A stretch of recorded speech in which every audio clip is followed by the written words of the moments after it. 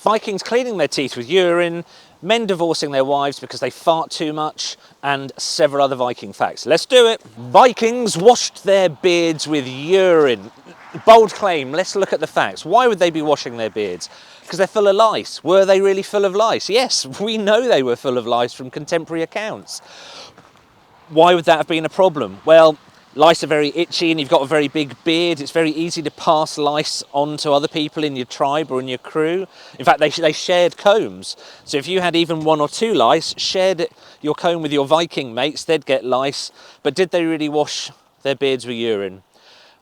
Lots of people think they did, and there's sort of accounts written a long time after the Vikings that say they did, but we can't find any completely solid evidence that's true. It's like the claim that the more lice you had in the beard, the better respected you were. Sounds fun, probably not true. Here's how to make Viking poo soup. Start with some water, heat it, add your first Viking, let them clean everything away, remember the bum worms. Get them out, put the second Viking in, get them to scrub and wash all the animal fats that they used to put in their hair and their beards. Take that, you get the idea. So why did a whole village use one bathtub? Well, it's quite practical reasons. It takes quite a lot of firewood to actually heat up a bath full of water. You see, Vikings weren't dirty by choice. It kind of annoys you when you see them portrayed as being a bit grubby. They were actually quite clean. They might have niffed a bit by modern standards, but by medieval standards, Vikings were incredibly clean. So that's how you make Viking poo soup. Just keep putting lots and lots of Vikings through the same water, and by the end of the day, you'll have murky, dark brown Viking poo soup. Viking tattoos. Kind of popular at the moment. People seem to like them, but did Vikings even have tattoos? We can't find any contemporary accounts stating that they did. There's some accounts, well, just one actually that we know of a Scandinavian person saying that traders came through and they were covered in blue lines from head to toe. They could have been tattoos, they could have been paint. So why wouldn't Vikings have had tattoos? They were dangerous, too dangerous. We think now about tattoos as being something that's done in lovely, clean, sterile environments. Very, very safe.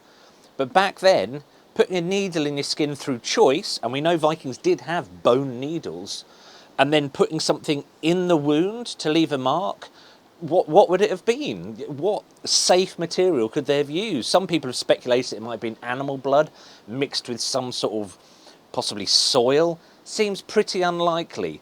Back then, if you get a wound, the last thing you're going to do is put something in it. So all this stuff about, Viking tattoos being for status or to show how tough you were, very unlikely that it happened. Because why take that risk? Vikings loved games. They loved sport, and we actually know a surprising amount about them. I'm going to tell you now. Kernut Lake was a game not unlike lacrosse. Apart from it was a bit more like rugby. There was a ball, full contact was encouraged. Matches lasted all day sometimes. It's been described by one chronicler as just a friendly type of Viking violence. Glima, Viking Icelandic wrestling. Full contact, of course, because it's wrestling. And contemporary accounts show us there were quite a lot of injuries. They didn't worry so much about hurting each other. There's even like broken backs and things discussed. Bone throwing contests. You wouldn't think they'd be that bad, but disagreements were common and often sorted out with violence. So a competition where you're hossing animal bones, you wouldn't think it'd be that bad, but yep, lots of dust-ups from that. Extreme cold water swimming. Lots of sagas discuss Vikings challenging each other to swim in phenomenally cold water. Now, you might think many Vikings must have died. Surprisingly, there's no evidence that any of them did. They were just tough. Sledging and skiing. Yep, Vikings definitely had skis. Wild, isn't it? Do you think they would have raced? We can't say for sure there were sledge races, but I'd like to think there were. No safety gear, no real stern referees, and the potential for actual bodily harm. So why were games important in Viking times? Games helped the Vikings build endurance, strength, learn about strategy, in much the same way that two cats in the same litter might play. I'd like to think that's why Vikings played these rough games. Does your husband fart too much? You can divorce him, or at least you could if you're a Viking. We have, I wouldn't call it evidence, but in Viking sagas, there's more than a few stories where a woman divorces her husband because he farts too much, or has a saggy belly, or his chest is too hairy, or seemingly almost any other reason. You see, Viking women were very highly respected. They had a lot of rights that came to them a long time before rights came to them in lots of other parts of the world. They could own their own property. If they were widowed, the property stayed theirs. They could own land, run what we might think of as businesses. And yes, they could divorce their husbands if they farted too much. Hair was really important to Vikings. They braided their hair to keep it out of the way in battle.